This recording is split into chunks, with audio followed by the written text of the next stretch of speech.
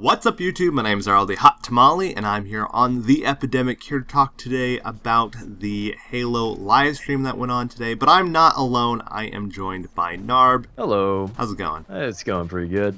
That's good. I'm glad it's going pretty good. So we saw a lot of cool stuff today. Wow, there's so much to go through. It's definitely a lot. Yeah. I know that one of the coolest things I saw, one of my little favorite things, was all the effects and the lighting that you can do.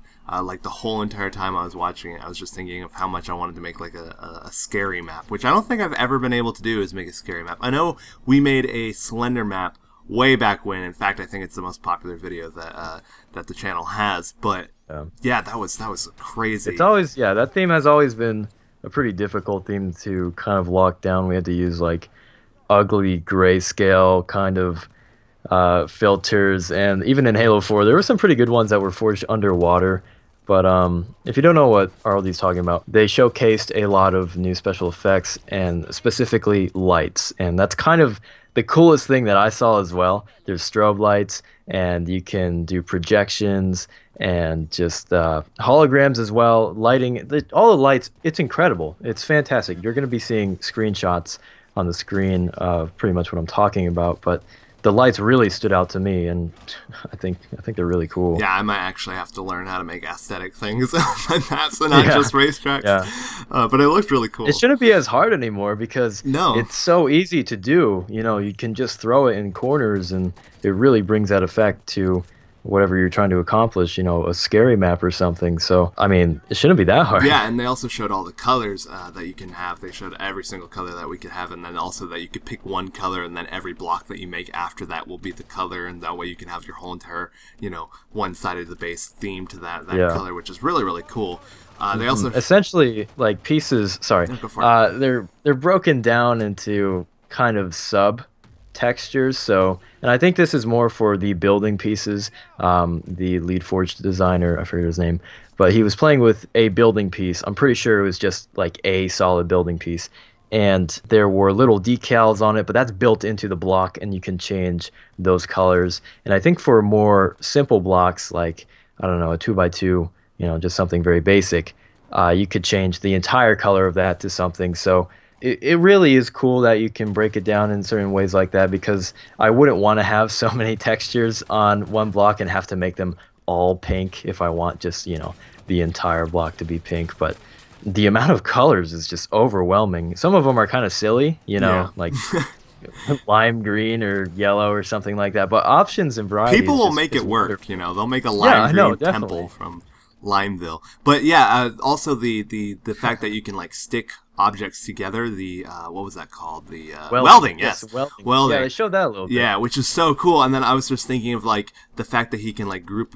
things and then copy it, where he could like group all these glaciers together and then just copy it over. Grouping. In my head, you know, I'm thinking of like how many times I've built a turn in a racetrack, and halfway through the turn I kind of look back and I've noticed that it doesn't, like, I'm like bending in it incorrectly and it doesn't look as good, where I could literally make half the turn, copy it, and then put it on the other side to actually make the full thing. And I was like, wow, that's going to be crazy. I know, it's so cool. Yeah. I mean, they were talking about how we were able to do this. I mean, most of the things that we're going to go over here is pretty much just what we've noticed. We kind of already knew, you know, these were in the game, like welding and group moving stuff. I don't know the actual term for it, but this video, and we'll have a link to it in the description, but it kind of just visualizes what they were talking about a little bit better, because, you know, in the past month we only got very short clips of what they were talking about. But yeah, you just see him duplicate an entire terrain setting, which is,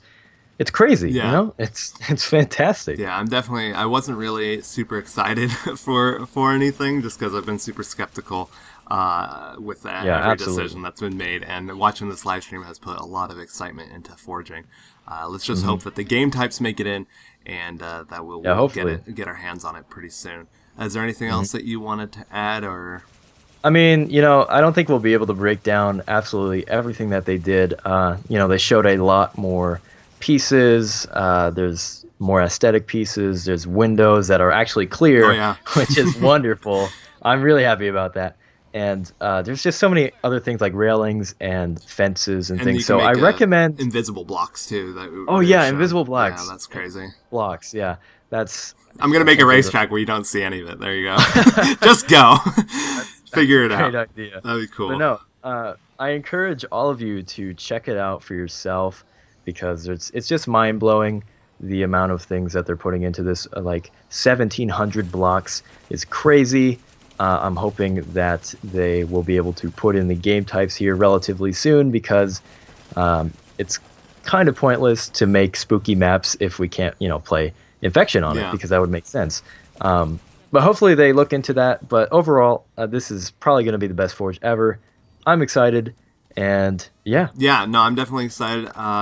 We're probably going to be live streaming it as well in the future. So if you guys want to stick around, I'll probably be doing it both on Twitch and YouTube. But Twitch is TheEpidemicLive, and I know that we'll probably both be showing off our creations as we're creating them. Absolutely. We have a lot of videos planned. It's kind of crazy. We've been going over our schedule, and whew, the holidays are definitely going to be stressful. So I know, man. Thank you, everybody, for watching, and I'll see you guys in the next video. Happy birthday, Ducain.